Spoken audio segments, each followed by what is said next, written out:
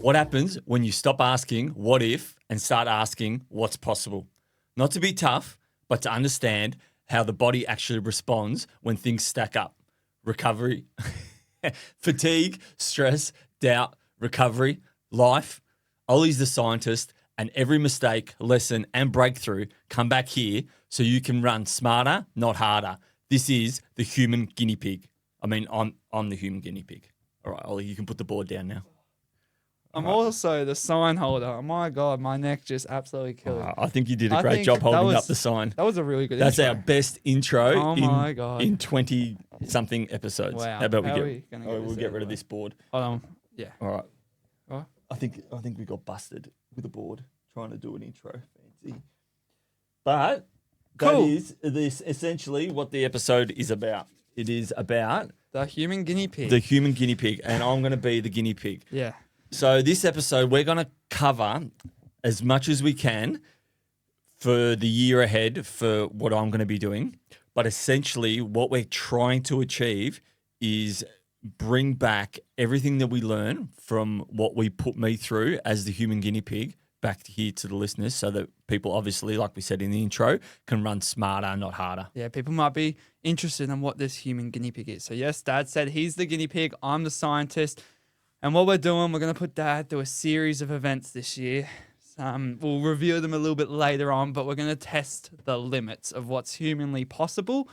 That's just to say the least. That sounds huge. To say the least. Humanly possible. It sounds like Humanly I'm going to the moon. Well, it's something you've never done before, and I don't think anybody has ever done this before. No, definitely no one has been silly enough to attempt something like this before. But it's for us this time around, like I've done some silly stuff in the past, but it's been very directionless. Mm-hmm. So we are doing it with some form of structure, essentially. I think that's important to bring back here is that we're not just kind of blindly going into something. We're actually going to have structure around it. We're going to have experts helping us along the way.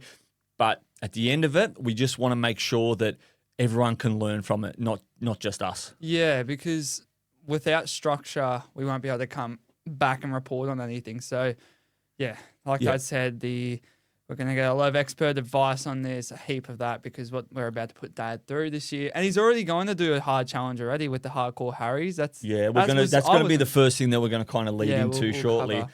But yeah, it's all about doing it big, but also doing it right as we possibly can, because we know that increasing the loads on your body, not doing it in a smart way, it can be dangerous, can lead to injuries and things like that. So we're going to try and find try and squeeze out each and every little thing out of me so that I can back up for these events. Yeah, that's one thing I'm really excited about. Another thing as well is that what Dad's about to do is not the learning people should be taking away from this, because nobody should be doing this. It's more so the recovery side of things, the training side of things, how he's going to back up is what I should say. Back up. So realistically, we're going to find every little flaw in Dad's body. We're going to pull everything back. Is it the speed work that he's not doing and he's neglecting? Is it the strength training? Is his nutrition a little bit off? Is he, a lot of bad things? We're going to make them all perfect. Yeah. So we're going to do it in real time as well. I think that's the biggest takeaway. Mm. It's very easy to look at other people and what they're doing and how they're doing it, but it's another thing to actually see it in real time from week to week. Obviously, we won't be giving updates every week, but we'll touch base. Oh, we'll try to. We'll try to. Like anything new that we really discover, I suppose, we'll kind of bring back to the podcast. Mm. But this isn't about, we're not certain this is going to work.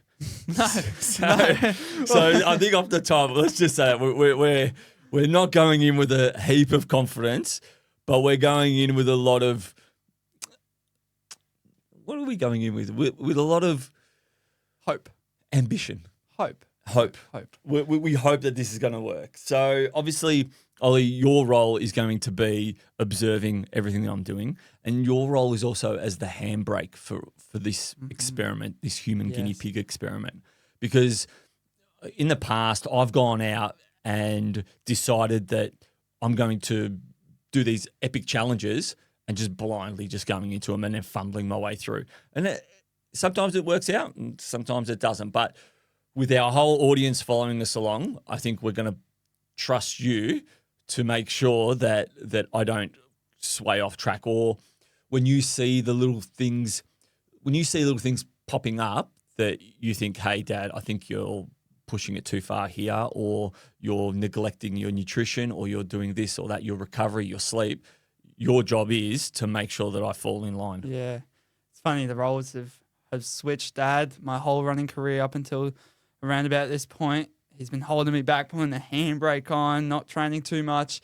And now it's me. I can't believe I got all this power to... Obviously, I'm not going to tell you to go, no more running, because that's not what your goal is. But even now, it's in the kitchen. I'm like, no, Dad, eat your 5 pancakes I've just made you. You need your carbs. Eat them. Yeah. And he can't get them all down, unfortunately. But yeah, well, I mean, I'm going to have to get all the carbs in if I'm going to be able to pull off the challenges that we're going to talk about. So let's go into the first one. So the first one's already started, which is the Hardcore Harry's Challenge.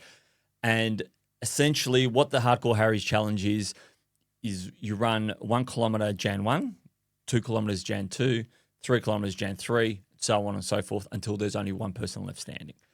So a format that you're familiar with. It's a last man standing format that I am very familiar with, but not that goes for so long. And that's the tricky part. So we're into day 9. Tomorrow's day 10, finally getting to double digits. And there's a lot of things that we're going to try and take away from this, whether we can build endurance without breaking ourselves, but also how the recovery process is going to look like when we start seeing the kilometres creep up, because there's no opportunity for extra recovery. So what are your thoughts on how we tackle this in terms of recovery and approaching the day-to-day of this challenge? To put a little bit of context behind this, a lot of this challenge of obviously Hardcore Harry's, but what Dad's attempting to do is solely based around recovery. The recovery aspect of it is very big for us, and this challenge is perfect for that, because obviously as you're getting into day 50, you're going to have to back up ultra marathons each day. So an important part of that is nutrition. And I don't want to be super broad with it because we do have to dial it in a lot. But we even talk about on our runs, maybe not as much processed foods, good whole foods. Like we have a farm here, we grow foods there. We're going to have some fresh vegetables. Mum's an amazing cook. We're going to get a lot of good food into here. But also sleep. We know that you work afternoon shifts and you get home 1 a.m. I wonder how we're going to adjust training to be able to help you sleep better.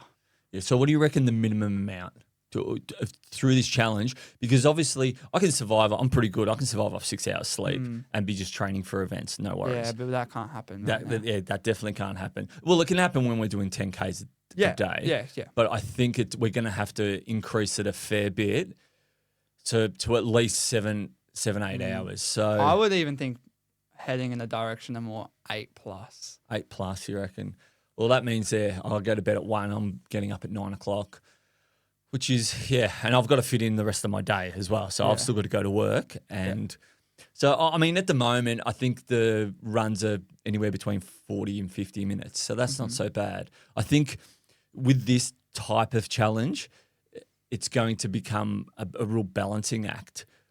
I think what we're going to find is that it's going to be more about time management, because in these early stages, the challenge itself is not that hard. 8-minute kilometers is the minimum amount that the maximum or the minimum speed that you're allowed to do, right? So that I can walk most of that, but it's whether I'm willing to sacrifice the time to run walk, or do I go out and actually to run it? What do you reckon? But we know from experience that it's not so much the actual intensity and effort of an activity, it's the time on feet that's going to get you. Yeah. Because even us hiking, we were out there for 8-10 hours in a day, and My feet were killing it me. was awful. And It we was were just walking. yeah. So Yeah. that's something that you might have to consider as well, or we both have to consider a lot. But yeah, like in terms of pacing, I think ideally we follow the guidelines right now, not pushing it too much, not doing too much speed work. Do you think though, because we often talk about not when people are training for events to make sure that they're not doing the same pace all the time, because that's how you get overuse injuries. And being that this challenge is the way it is, I think it's a perfect mix of an overuse injury because you're going to try and run reasonably slow. So you're probably looking at 6-minute pace, 5-minute 30s, those kinds of things. So you're probably going to keep it flat. So what do you reckon we can do to make sure that an overuse injury doesn't pop up in this challenge? We were going to trial strength training, but it's super, super, super unrealistic for this format. You just can't do strength training and fit it in your I should have been days. doing strength training a month or two ago. Yes, so we might have to exploit other ways of recovery. So the sleep, like I mentioned before, I feel like I'm sounding like a broken record. But even now, I think you need to start now. There's a quote that goes, the best time to start something was 20 years ago. The second best time is now. Yep. You need to bank that sleep, because I was listening to a podcast, Diary of a CEO, with Matthew Walker on there, and he was talking about how you can actually bank sleep before maybe like a big weekend and feel better. Yeah. Is something along the lines of what I was listening to. And I feel like if we apply that same concept to now, you're getting more sleep. I know you said, right now you probably could last off 6 hours sleep running 10 kilometers, but the deeper you get, you're going to be looking back and go, far out, I wish I had more sleep then. Yeah. So you reckon banking sleep? Well, then I suppose that's the first kind of big takeaway for our listeners as well. If you've got an event coming up, bank the sleep. That's one thing. And that's good. Like I said, you bank sleep for that one weekend. Obviously the weekend is your event. So if you're able to bank sleep, that's why Dad and I always talk about how the best night's sleep is always not the night before you race, but 2 nights before. Yeah. Because that's, you're not getting old, like jiffy and awake in your sleep. Because the night before is always hard because you're always nervous. You've got butterflies in your tummy and stuff like that. Yeah, 100%. I actually had an idea on when this event starts to get really deep, and we're looking at 30 plus kilometers a day. What are your thoughts on running? Say, for instance, I run before work, do the 30Ks, 40Ks, 50Ks, whatever it may be. And then I start my run essentially at midday or 11 o'clock. And then I run straight after work, or I run home from work. So I would So you're basically commuting to work and commuting back. Oh, so well, yeah. Let's put it on that. So I commute to work. I do the 40Ks, and then I know we're a long way off day 40, but it's creeping up pretty quickly. I know. We're already at day 9. So, but say for instance we creep it up. So I run to work, and then I run home from work, and then I don't run again for almost 24 hours. Yes. So I get a 24-hour break instead of getting, like obviously, I get longer than 24 hours because I'd finish my run at, say, 4 a.m. and then I wouldn't run until the following day at like midday. So that would mean that I get 24 plus 8. So I'd get 32 hours rest. Would you reckon that those prolonged recoveries will help more than the accumulated fatigue that I would, obviously, because I'm squashing the 8 hours of running into a smaller period, into 12 hours, or not 12, 16 hours? Yeah, it's interesting. I actually didn't think of that idea. Yeah. It depends on how much recovery you're having at work, whether or not you're going to have a busy day, whether you're just going to chill out. Because a lot of this recovery stuff, I think people might fall under the misconception of, I'm just going to sit still. I think that might be literally the worst thing ever to do. I'll run in the morning and I'll sit all day doing podcast stuff and schoolwork, and I'll just feel so bad at night.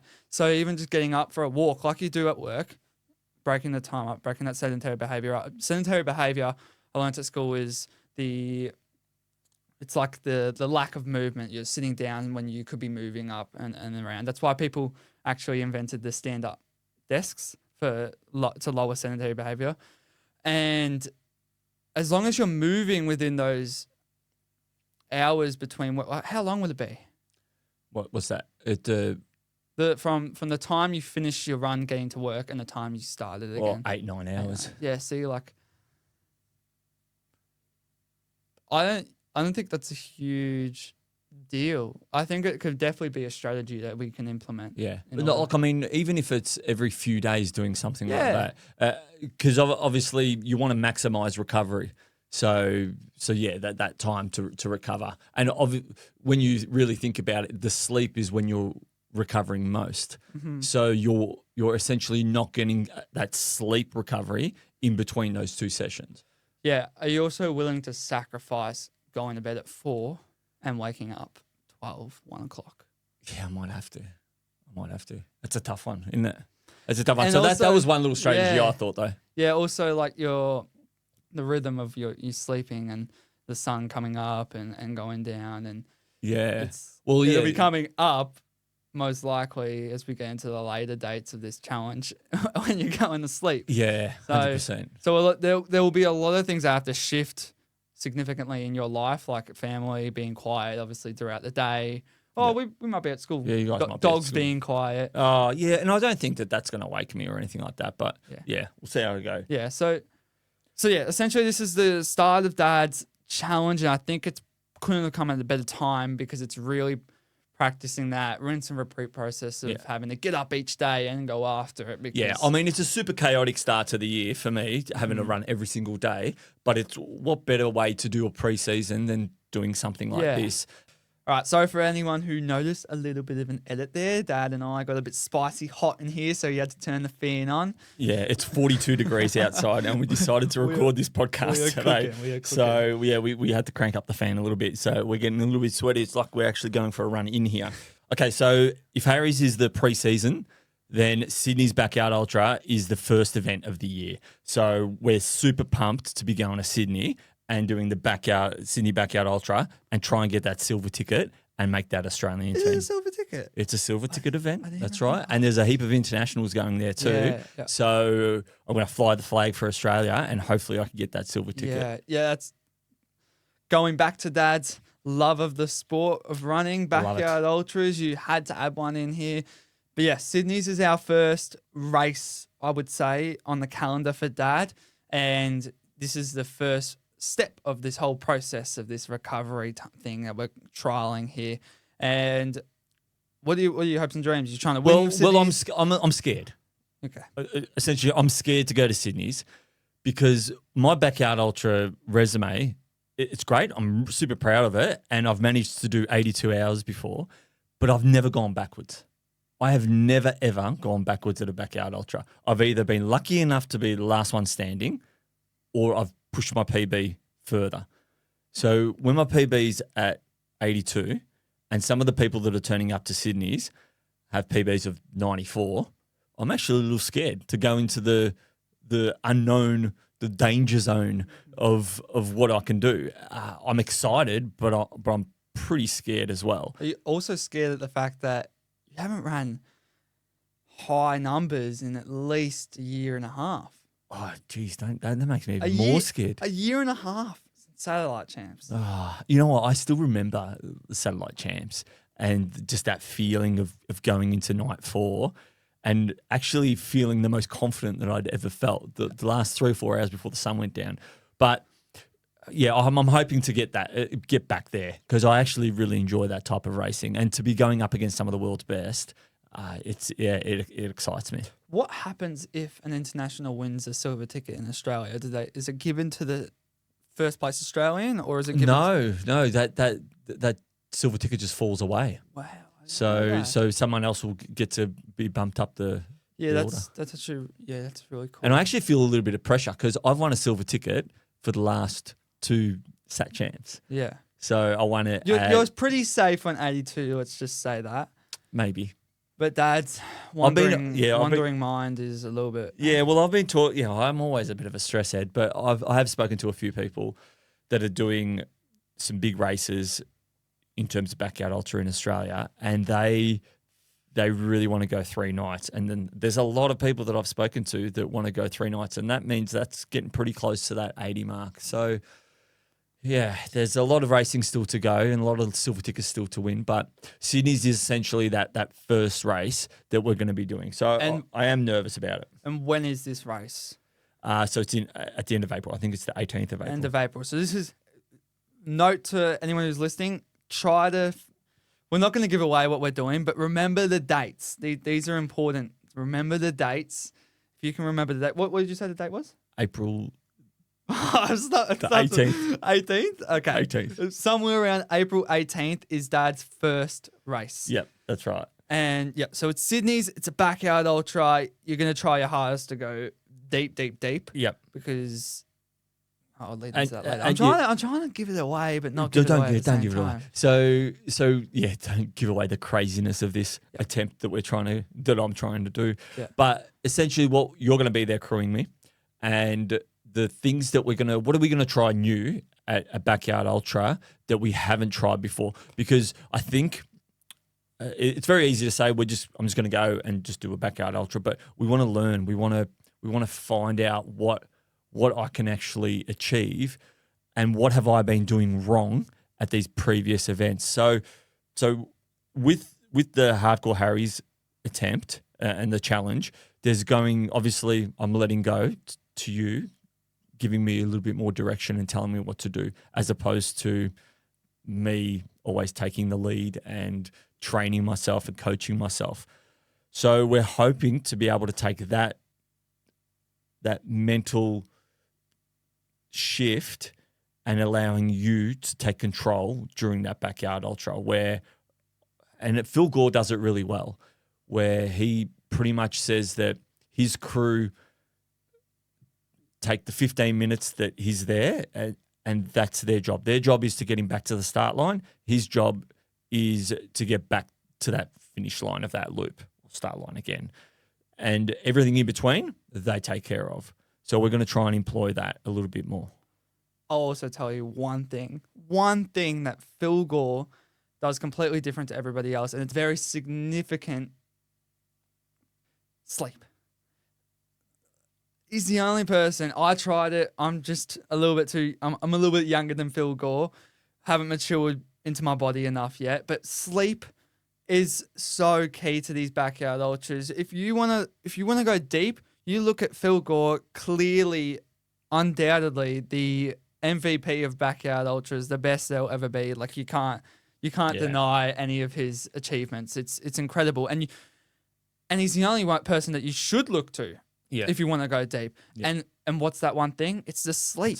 It's the But sleep. what does the sleep do as well? You think about it. Sleep allows you to make good decisions, doesn't it? Like essentially, that's what you're doing. You can make rational decisions every time, and this has been the end of every single one of my backyard ultras. Every single attempt at a last one standing. What has got me at the end? Just not being able to make a rational decision in the moment. I'm such a good problem solver when it comes to day-to-day life and anything else that needs attention. You guys, my whole family comes to me and says, I've got this problem. I need this solved. I need this fixed. And I'll take a minute. I'll think about it and I'm done. Problem solved. But such simple things when I'm deep in a last one standing event, I can't do. I lose it. I lose sight of the goal. I lose sight of what I can control, and I start looking outward. For our fellow backyard ultras, Yeah, I think so. Yeah. Think about that moment when you're about to quit. Recall yourself back to that moment and think, what was it that actually got you out? No, it really hurt, or I didn't get enough sleep. What was it? And 9 times out of 10, unless it's that one is probably an injury, it was the lack of emotional, rational thinking. Yeah, I like how you put that. That's 100% right, because you get emotional, and then when you get emotional, you don't make rational decisions. And part of those rational decisions is being able to pull yourself together, go, nah, we're getting through this next slope, which is so simple what Phil does. It might sound so cliche, you know. What does he say? It's gone out of my mind. He goes, just focus on that singular lap. So simple, so cliche, but so difficult to do if you're in an irrational headspace or an emotional headspace, because you're thinking so far ahead. You're looking at other competitors. Am I going to be able to get through this next lap? So bringing yourself back, sleep really supports that emotional side of things and can really help get you through the next lap. So essentially, what are we going to try and do? I'm going to try and export or mirror. Yeah, Phil? no, not so much mirror. I don't want to mirror what Phil does. I want to kind of give you the responsibility of that decision making for me. This will be good to have on recording, because when Dad's when I'm losing it at you, marble, I would just show him. It's not that easy, Ollie. Yeah, that's right. So yeah, I'm always frustrated because in the car ride back with Dad, it's the same thing. It's always asleep, and Dad's like, yeah. But if only he was like that when he needed the actual sleep, like during the event. So I'm going to enforce this a lot in this event. Sleep. It's like that banking that Matthew Walker talks about. Yeah. Banking that sleep, early nights. And what Dad's biggest issue was at King of the Hill was that he didn't want to be that guy that was standoffish, or he wanted to be that person that made a joke, and you didn't want to be someone closed off to the world. Because but you can't do that either. You need to make sure you maintain that's the thing, right? So we're going to manage it in a way where there are times where you can have a joke, you can have a laugh with your crew, you can talk to other people, you can talk to other people, and of course, hell. But when it's time to sleep, it's time to sleep, and that's it. Yeah, I think I need to learn to let go, and I think that is probably the first stage of this massive challenge, is the letting go and letting my crew, not only during the Harry's challenge, but also during that event, you guys make those decisions when I get a little emotional or I'm a little tired or anything like that. Because I make silly decisions when I get emotional. Mm-hmm. So I think that's a really good one, because my fitness isn't the issue. My fitness, I can always get going and run pretty fast. Like even at Sat Champs, I found that my fitness wasn't the issue. It was just my irrational headspace. You've worked through so many injuries in your career, and I think you're at a point where nothing will stop you physically. It'll be your irrational mindset. Yeah. And then so that's what I'm handballing to you, and hopefully you run with it, and then I've just got to make sure I let go and listen to you. Okay, so that's what we're going to do. We're going to do Sydney's, which is going to be huge. And the silly thing that we're going to do after it is only 3 weeks later, we're going to do Unbreakable, which is what we've got on here. One of the best events in Australia. One of the best events in Australia. Hasn't ran for the last couple of years because of numbers. People have been terrified to enter the event. But don't be terrified. So essentially, we've got John Kelly of the sport in Australia. He's the only one who's finished it. Yeah. Just follow this guy. Not that many people have attempted it. So when there's more people attempting it, then maybe we can refer to me a little bit more as John Kelly. Okay, so go through the numbers. What is it? What are the okay? So Unbreakable. So Unbreakable is like the Barkley Marathons. It's the Australian version of the Barkley Marathons. You're looking at, so we don't know. We actually don't know the exact stats.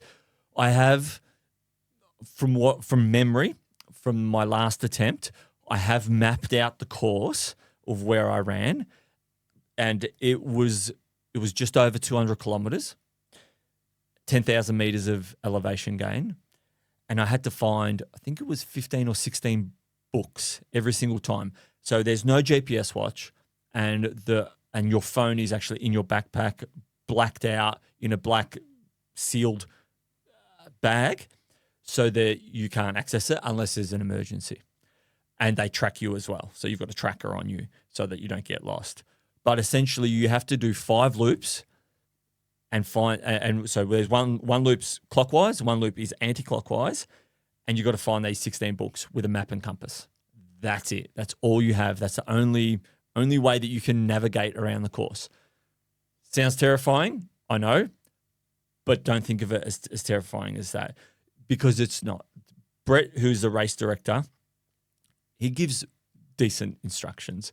He tells you where the books are going to be. He's not like Laz's. He's not like Laz. It's like, I'm pretty sure Laz says similar things too. That he gives you landmarks. So it might be going up Mount Gordon, look for a fallen power pole, and the book will be revealed. So you go up Mount Gordon and you're looking around, and it'll be on a track, and you might be looking around and go, oh, there's a fallen log there, or there's a fallen this. So you might forget what the actual instruction was. And then you might look at, oh, no, it wasn't a fallen log. It was a fallen power pole. And then lo and behold, there's the book. You rip out your page and then you move on to the next one. So you can actually take shortcuts. There are places where you can take shortcuts. You can look at your compass if you're a little bit more experienced and say to yourself, okay, if I keep going that way, it's going to be 1 kilometer. But if I follow the track, it's going to be 3. But I'm bush bashing that way. So you might just follow the track. And my navigation ain't great. I've never done orienteering. All I did for training when I first attempted this event, I went out to Stiglitz and I said to myself, I want to get to this point, this point, this point, this point, and this point. And then I went for a run. And then I looked and I'm like, okay, so I've just crossed the river here. So that means that if I go southeast for a kilometer, then I can get to this point. And I'd pop out, and I might pop out 20 or 30 meters either side of a dam or something like that I was looking at, but I'd get there. So the navigation is not that hard. That's as simple as the navigation is. So and here's the kicker, that if you enter this event, there's a whole heap of people also doing that. So you're all in the same boat, and it brings you together. You want to do the event together. You want to navigate together because you're all terrified of getting lost. So you might have 3 or 4 of you, and you might get lost. There were times where I ran past a track that I was meant to go down, and I'd say to myself, how come I'm here? I'm at this intersection, and it says this track. And I'm like, oh, no, I ran past it. So you run back, and you go get it. You do have enough time. So the time I did, I think it was like 42 or 43 hours was the cutoff. Brett makes it hard enough that not everyone's going to complete it, but easy enough that you might be able to get through it. So I ended up finishing with maybe 10 minutes to spare after like 42 and a half hours. So it's doable, but you got to move. And it gets harder and harder the further you go, because you're doing, obviously, you'll be doing 1 loop clockwise, then 1 loop anti-clockwise. But yeah, I can't recommend this event enough. It is a hell of a lot of fun because you're not there with your watch telling you where to go. You've actually got to figure it out yourself, and it adds an extra complexity to the whole thing. And for people who might be interested, is it timed by the time you start the lap? Or is it an overall time you have to get? No, so you can complete a fun run, which is 3 loops, and I believe you have 28 hours to complete 3 loops. And each loop's about 40, so it's about a marathon every loop. So it's not a cut-off in each loop? No, not really. I think the first loop you have like 12 hours to do. Yeah. So you definitely, or even 14 hours. So you can get around the course, but yeah, to complete the fun run, which is the 3 loops, which is an amazing effort. It's an incredible effort to finish that. You have 28 hours, but you've got to be hustling if you want to get that 5 loop finish. Even finishing 1 loop is an amazing achievement, and you get these pretty cool buckles. Like here's mine. So the first year I did a fun run, and it was I got this buckle and it says broken. I'll show it on Ollie's cam. There you go. It says broken.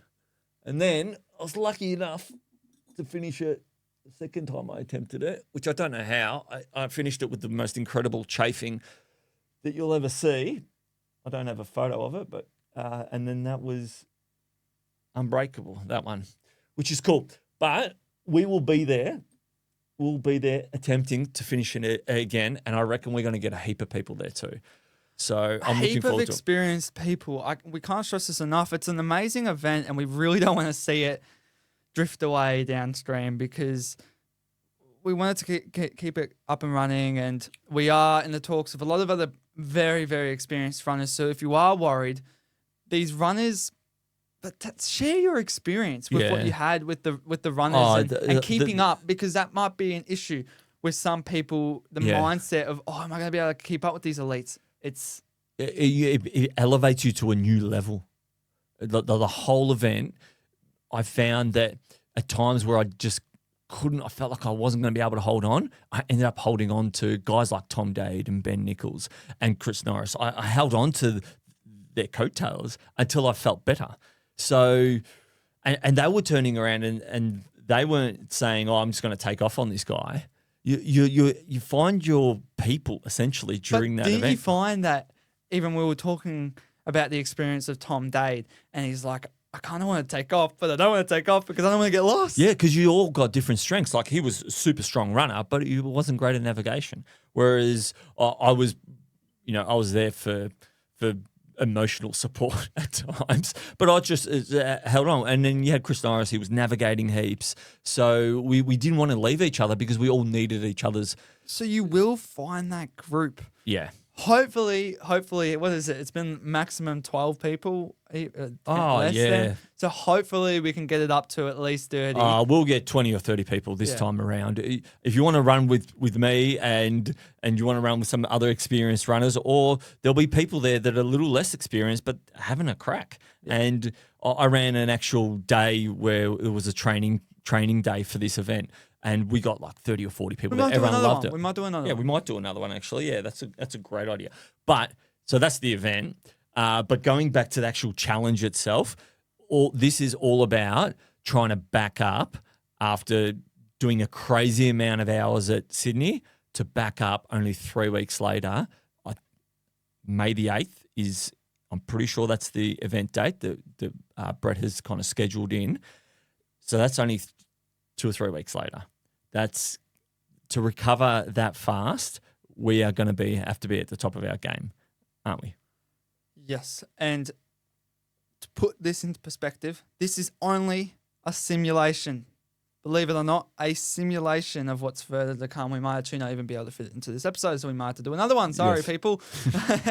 But this is only a simulation. So yes, like I said before, recovery, the dates, keeping that in mind, we're really going to try to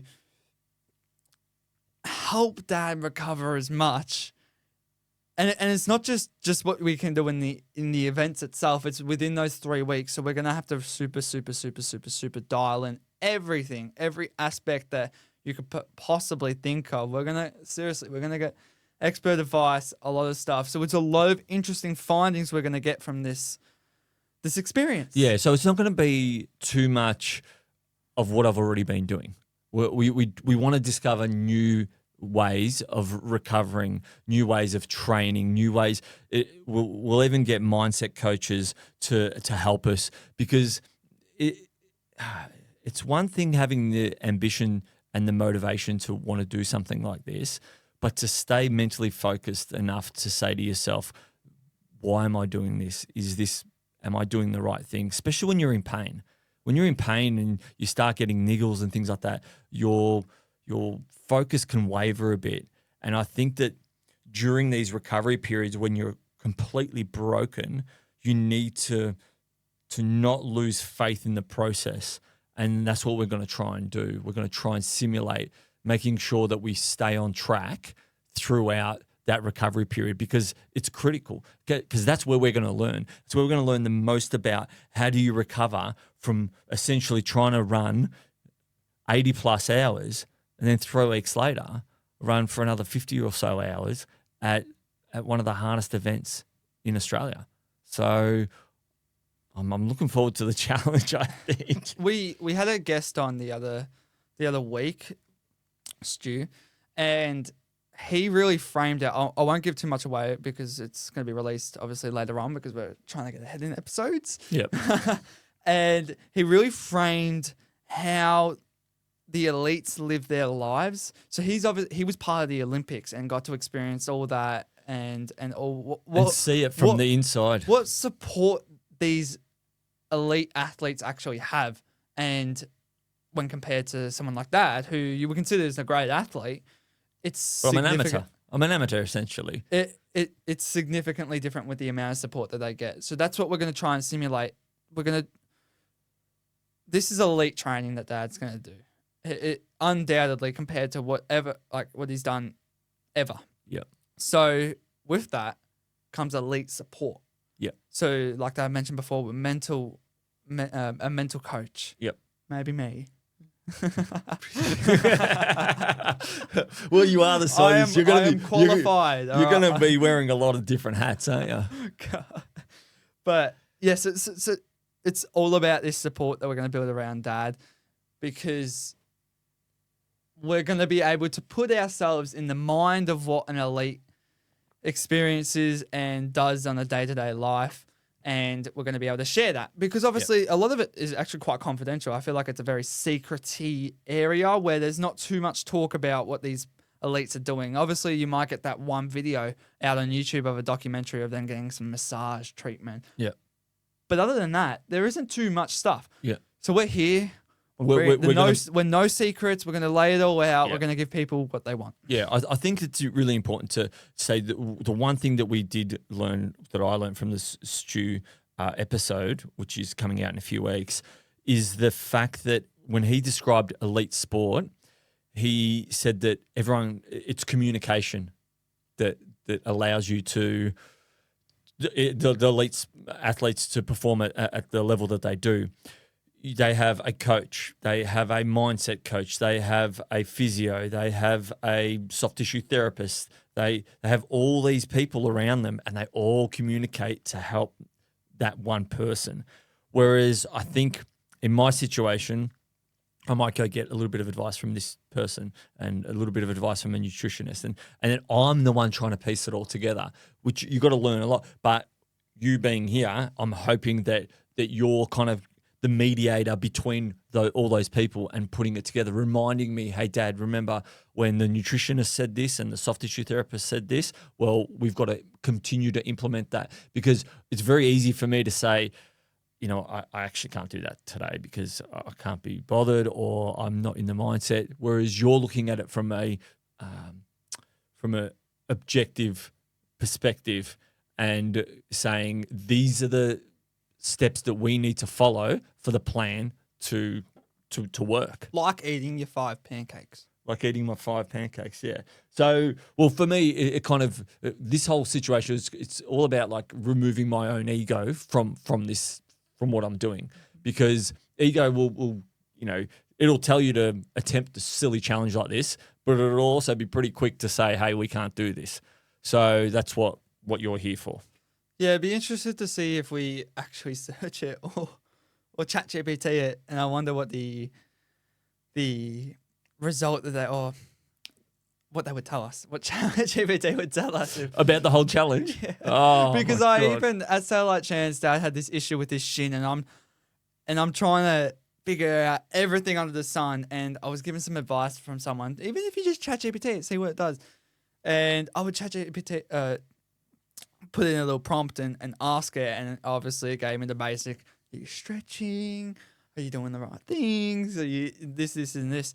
And I had to give it the context of what you were in. And I was saying, okay, so he's doing this event where he's running and he's doing that. And I put that in. And they're like, okay, stop. And then I'm like, no, the recommendation is stop, is it? But like, he can't stop. And he's like, and it doesn't know what to do. I almost broke the system. So I wonder if we could break ChatGPT's system again. But yeah, so I do have a question for you. Yep. What would it mean to you if you were able to pull this off? Well, I think it would break down a lot of my own mental stops, like my own mental obstacles. I think that it would allow me to learn that letting go and letting other people have a lot more control in my outcome would allow me to achieve more than what I've been able to achieve in life and in my athletic pursuits. I've always thought that I need to control the situation, and that's the only way that I can be successful. But the times that I've been most successful is when I've had those glimmers of letting go. I remember at Sat Champs when I was trying to control the whole situation. This is a couple of years ago, trying to control the whole situation. It all fell apart to about 50 hours. And then when I finally, it was a perfect storm too, because I didn't want to quit because I was running for other people, because we were running for the Australian team.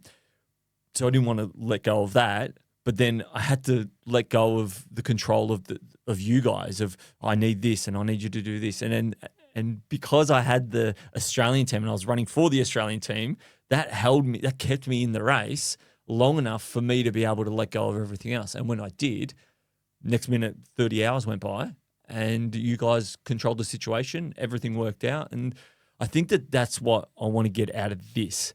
I think my letting go of what my training's doing, and the Hardcore Harry's pre-season essentially is a perfect example of that, because I have to let go of everything because it's already spelled out. The plan is spelled out. You're going to be telling me, Dad, eat your pancakes. Dad, make sure that you're stretching. Dad, make sure that you're recovering right. Dad, make sure that you're sleeping enough. And it's that constant reminder. And at the end of it, if I ever say to you, I'm going to do it this way, or I can't, you just have to turn around and say, remember what the experiment was? You're the human guinea pig. You're the experiment, and you need to listen to me because you've handed over the keys. So I think that that's going to be a really cool, journey, and a cool way to learn how to actually let go from those moments.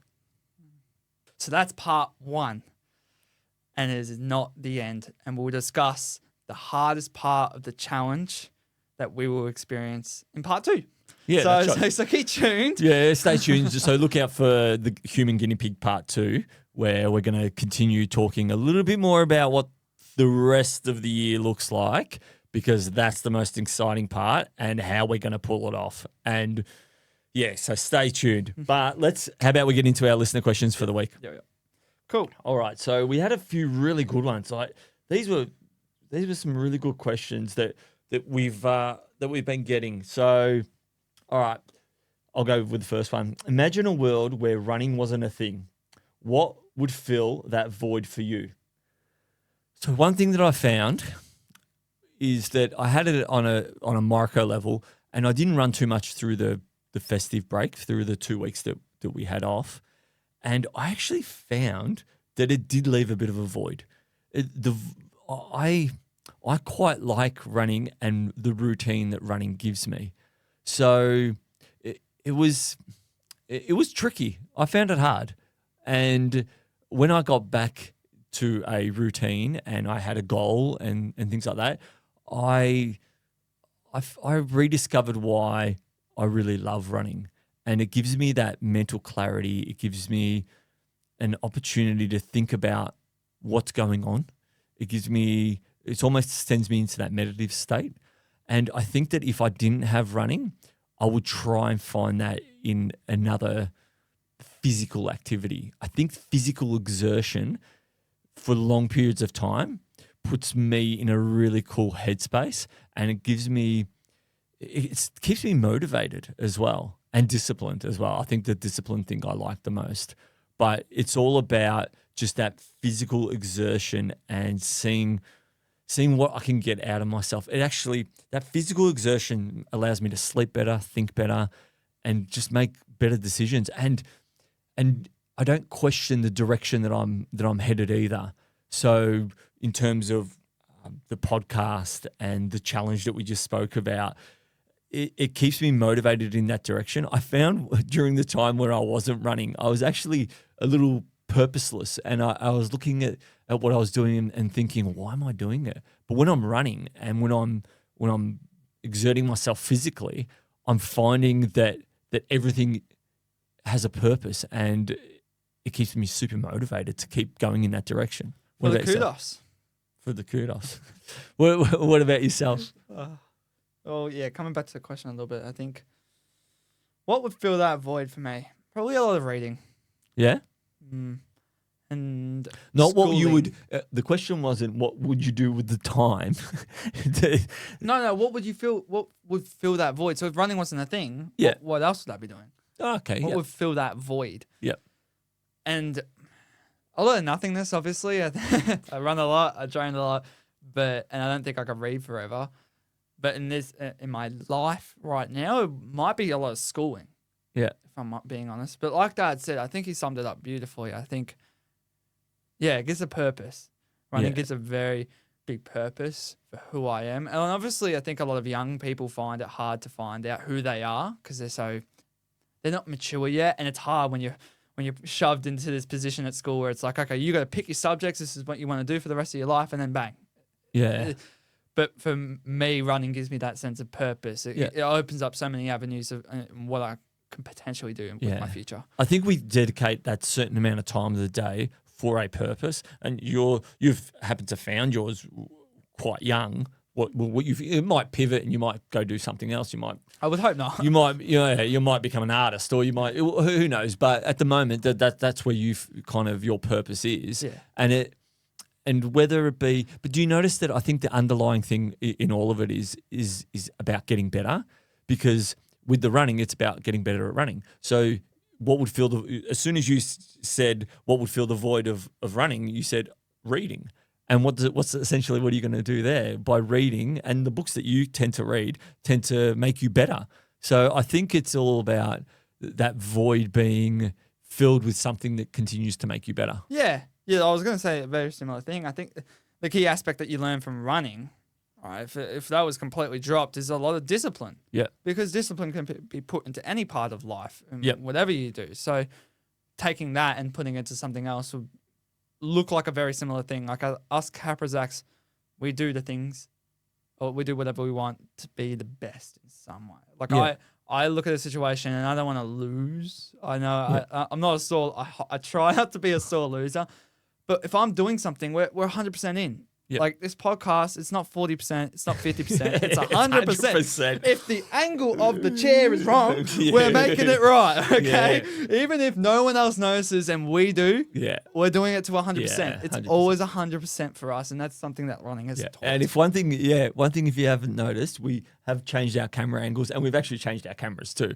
because we thought for any of our viewers, we thought, hey, you know what, if we can improve the visual aesthetic of the podcast, then we'll try and do that. So let us know what you think in comparison to what we did.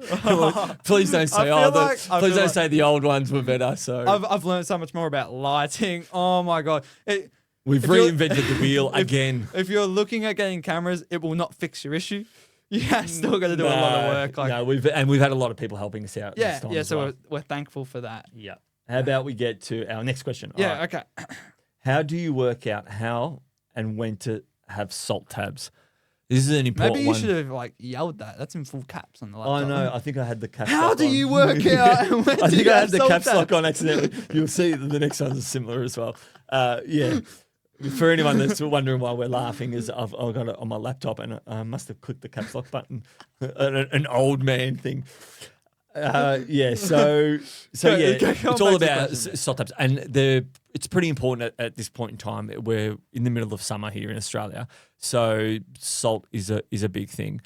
I don't tend to take salt cabs during training. I think when I'm consuming things like Tailwind or any electrolytes or any calorie intake, gels or powders or anything like that, they tend to have a lot of salt in them. I think Tailwind's got 360 something. Yeah, milligrams. Yeah. So is that in one scoop? Yeah. Don't quote me on this. It's maybe it might be their serving, which is 2 scoops. I think. Yep. I don't know. One or two. Maybe it is one. I don't know. Stop. Don't quote me. Look at the look on their website.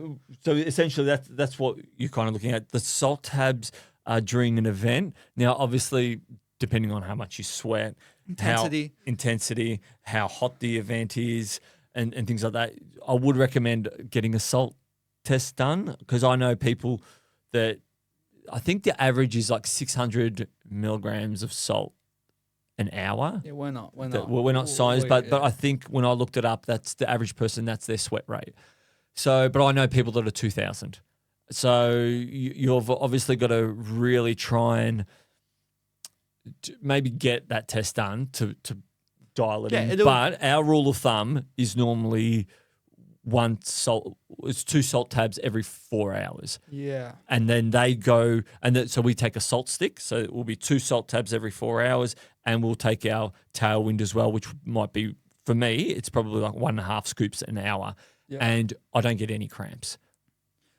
Yeah, for me, it's an interesting topic because I'll never cramp in training when I'm doing 30K runs, but in a race, and I feel like the intensity is still there in my training, but in a race, I think your intensity cranks up. I don't know, but in a race, I feel like I'm feeling good, and then bang, 30Ks, I'm getting a cramp in my hammy. And it's always at the end of these races. I don't know. Yeah, it's hard. So I definitely I don't know if it's because I'm younger but like Dad said, it's kind of working it out off of that salt test. We would recommend everyone getting a salt test and then looking at those numbers and then looking at the supplements that you might be taking this is a very tricky one to get right. Because super individual, it's very subjected to I mean, person. It could also be down to as much as the night before you had a really, really salty meal and then you go into your event the next day and you don't cramp and then you have an event down the track and then you're like, why did I cramp so much?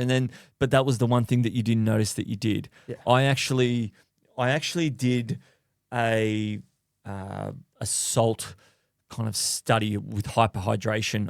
I'm not sure whether I've mentioned it on the podcast before. It was hyperhydration with Deakin University, where I ran a half marathon on 2 super hot days, about a month apart, and they hyperhydrated us for 4 hours before this run, and it was like what is hyperhydration? Yeah, so it's taking a heap of salt and glycosol, which can upset your tummy before an activity, and drinking water, heaps of water. I found out after the event that my first half marathon, I was on the placebo, and on the second time I was actually taking the salt and the glycosol mix. And what I found, I had a huge improvement the second time because I was retaining more fluid. So when we went into that Mirrorwood event where it was 40 degrees all 3 days that we ran, or the 2 days I ran and the 20 hours that you ran for, we did a similar thing, but we didn't use the glycosol because during the study, it was only a 10 or 15% improvement, whereas the salt strategy was more of a 60% improvement. So I didn't want to risk gut issues. So we just continued. I took a heap of salt. So we were hyperhydrated for that event. Yeah, it's almost like banking that as well. So that's, I'll chase that study up and I might even, we'll do a post about it, or we'll even talk about it more on the Human Guinea Pig part 2. Yeah, because I'm sure that'll be a factor to consider. Yeah, so there's a lot of factors there. I don't know whether we really helped you out, but in basic terms, all I can say is what I do. During an event, I'll take 2 salt tabs every 4 hours, and I'll take a tailwind mix with a scoop and a half every hour, and that keeps the cramps at bay. But if you start to feel a little bit of a cramp here or there, my recommendation would be to start consuming salt caps a lot more to kind of stave off those cramps. Yeah, remember, don't overdo it. Don't overdo it. For me, it's like we said before, it's very individual. Might be a little bit different to that. I might even take 1 salt cap an hour. Yep. On top of the tailwind. That's giving me the other sodium that I need. So very individualistic. If you sweat a lot, obviously you're going to need more salt caps. And a nutritionist will be able to help you out a fair bit with that. Yeah. So get support, because we're not ideally. Yeah, we're not doctors, but we have used trial and error. Yep. I'll read this one. Okay. I booked. Oh, all right. You don't have to shout to it just because I've done the caps. I've booked in for King of the Hill next year and looking for training tips in this area. So training tips for King of the Hill. You can't train the hill. Yeah, well, one, you can't train on that hill, but just try and find a super steep hill. And for me, I think it's a lot about time on feet and just hiking steep hills. You can't run up the hill at King of the Hill. You can't run it.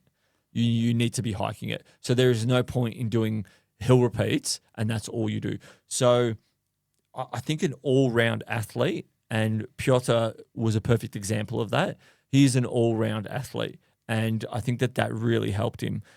I think that if you're doing a lot of just hills, that may not get you what you want. So because the paddock, you've got to do a bit of paddock running too.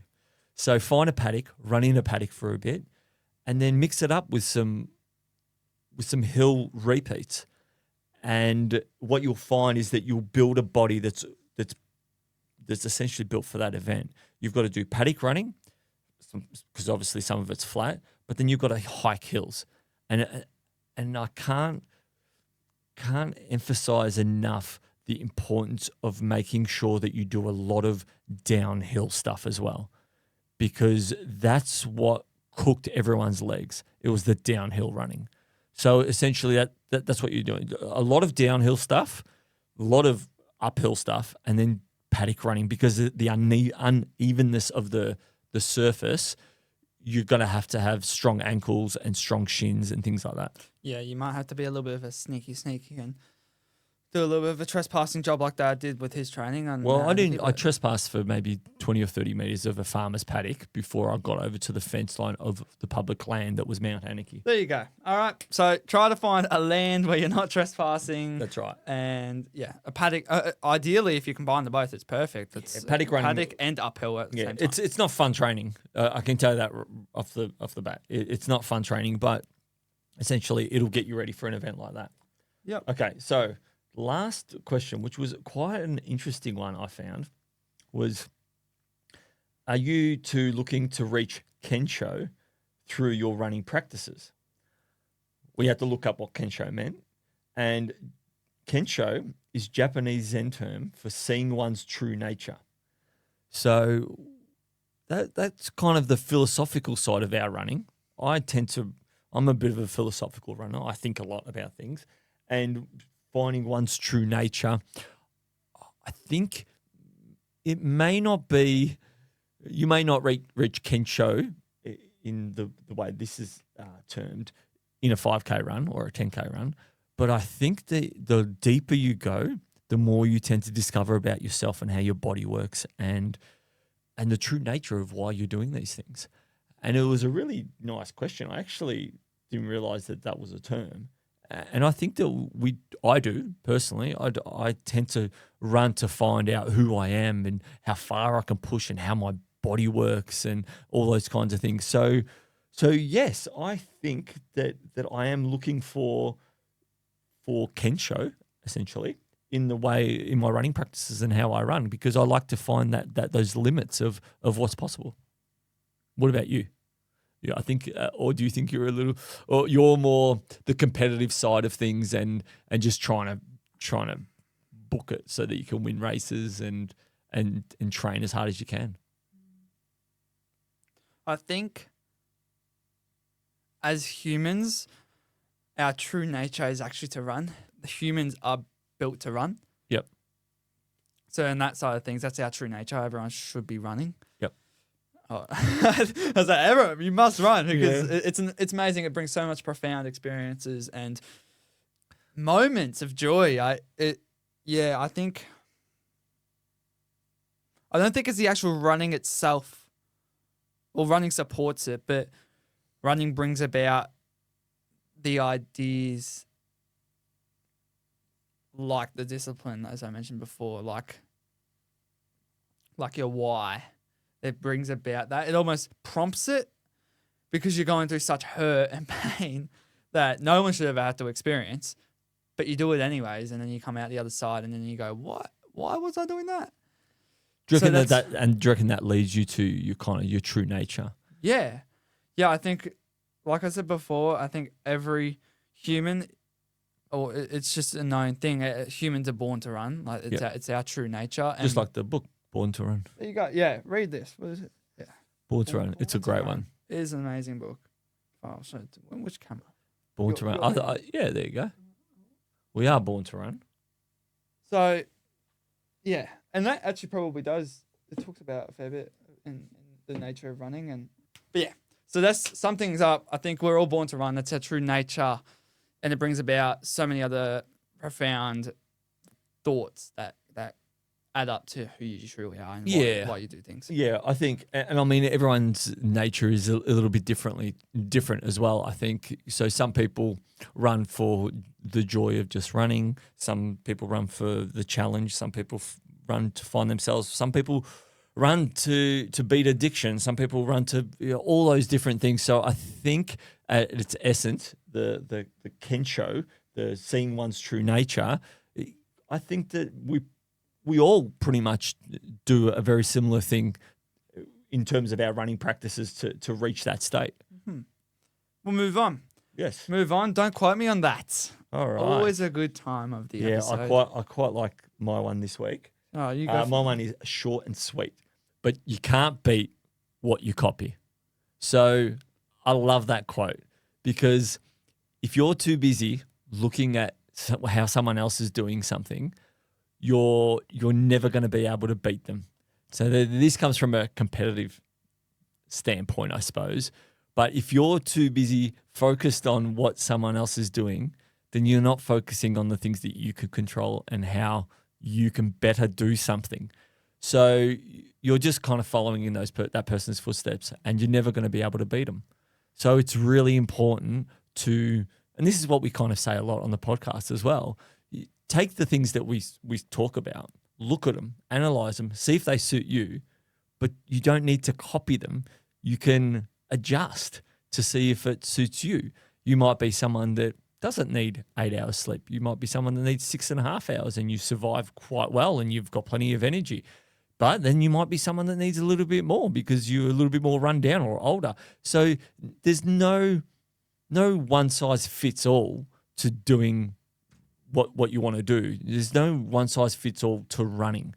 So don't essentially copy what other people are doing.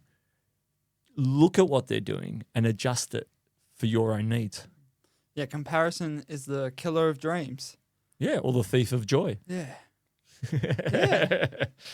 Yeah, comparison is just, it's awful in a lot of ways. Yeah. Well, if you're too busy comparing yourself to others as well, and then that's the worse side of it, that if you're trying to copy people and it's not working out for you, then you might lose your way. You might lose your motivation and your discipline because you're looking at that person, you're copying what they're doing and you're not getting their results and you can't understand why. It's just because we're all different, essentially.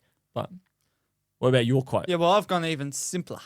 You got an even simpler quote than that? Even simpler. So don't quote me on this, but trust the process. Super simple, and it's all that you really need to know. Like everyone always overlooks the process. It's so focused and we idolize this idea on the outcome, where that's not where we should be looking at. And I've stated this before on the podcast. You're looking, and for me, it's like I really want this 5K time to drop, right? And I'll get that. Undoubtedly, I'll get that in one day. But once I get there, does that make me eligible to these great things? Because these elites are running these fast times. Whereas so many people, I'll give you an example. So there was a study done on them predicting who could win UTMB. UTMB is a race in France, one of the pinnacle of ultra running. And the biggest predictor of success in that race was athletes' 5K time. So the faster they were, the more likely they would win. But I think that was framed really wrong. And obviously it put a perspective in my mind where, okay, that 5K time is what is that. But it isn't. It's that process.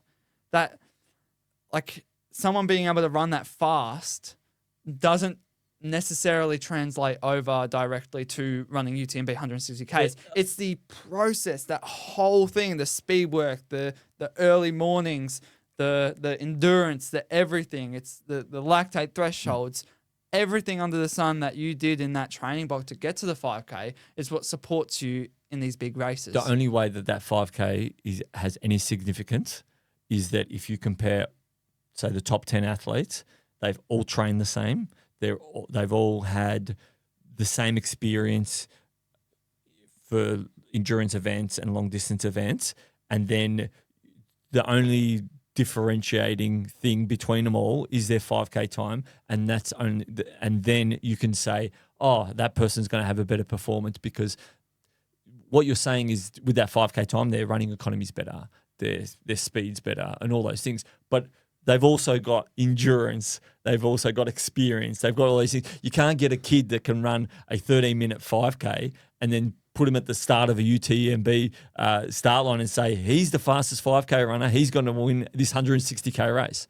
And that's the thing. I had a really interesting thought where I can do all the things perfectly to train for a 5K, but I might be the kind of person that chokes up on the race day. Yes. Right? So on race day, I do everything in the training process, all like the elites. I'm fit enough. I am running the paces. I'm getting the confirmation from those workouts, and I'm able to run this 5K. But you just don't handle the competition well on race day, and you don't end up getting that result. What does that say? Oh, you're not going to win UTMB. You're not going to win Western States. No, you've done that work. It's like, I feel like I sound like a broken record. I don't know what I've said on previous podcasts, but Jim Walmsley on the podcast was saying about how Zach Miller struggles to even run 16 minutes. And 16 minutes is fast, but a lot of those elites are getting those under 15 minutes into the 14-minute ranges. But he struggles to run 16 minutes, and he's a great outlier of the sport and really shows everyone what we're actually made of, because you actually don't need this speed. Granted, it might get you further. Like, I know that, like, as a general term, we know that Jim Walmsley is better than Zach Miller, but he's still able to compete at such a high level and challenge these athletes like Jim Walmsley, Killian Jornet, a lot of these 100%. athletes. So I think, going back to what your quote was, is about follow the process. I think that it actually goes into my Better by Next Week challenge pretty well. So let's bring this one across the finish line. So by following the process, essentially what you're doing is just letting things be the way they are. So my Better by Next Week challenge is, I've called it Always Works Out challenge. So I want you to go through this week, and the listeners, and not give attention to everything that pops up. So if someone has an opinion on something, just let them have that opinion. If someone is doing something that you feel's wrong or anything like that, apart from a catastrophe, just let it go and just see how things work out. Definitely in relation to you.